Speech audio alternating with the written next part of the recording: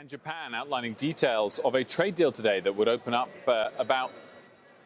Japan up to about $7 billion in U.S. agricultural products and lower U.S. tariffs on many Japanese goods, significantly in the auto industry. The country's also made new commitments for $40 billion worth of digital trade, which is seen as a win for the tech industry in the U.S. Martin Schroeter, IBM Global Markets Senior Vice President, was in the room when the deal was signed. He joins us now for a CNBC exclusive interview to discuss the deal's impact on IBM. Very good afternoon to you. Thanks for joining us. Yeah, thank you. So what does this unleash, as it were, in your industry and to your company specifically? Yeah, so the agreement, which we are delighted with the leadership that the U.S. and Japan have taken on this, this really is the gold standard now in digital trade. And we've seen it in this administration's work on USMCA as an example, but it has the componentry that we have advocated for in order to ensure that every discussion we have with our clients, which is about digitization and which is about AI, every discussion can continue, because you need these kinds of really robust frameworks to allow data to move. What do you mean? What do you need in terms of a trade deal for digital trade? So the digital trade component of this really ensures three things that are so critical to how all of our clients work. And think of us, again, as enterprise. So we run the banking systems of the world. We run the supply chains of the world.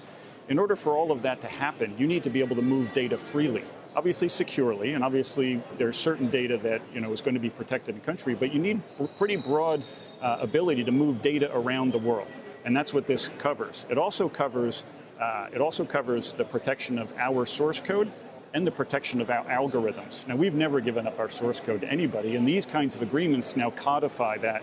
They're not in the traditional sort of trade agreements. You really do need to codify that in a digital trade agreement. There's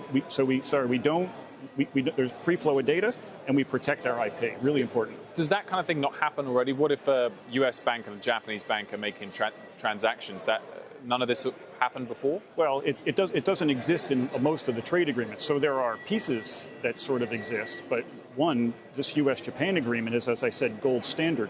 TPP addresses some of these things. It's not as robust as what was just signed. And USMCA, again, also addresses these things. That's not law yet, but those are the kinds of agreements we need in place to codify that our clients know that they can operate in a way that allows the free flow of data.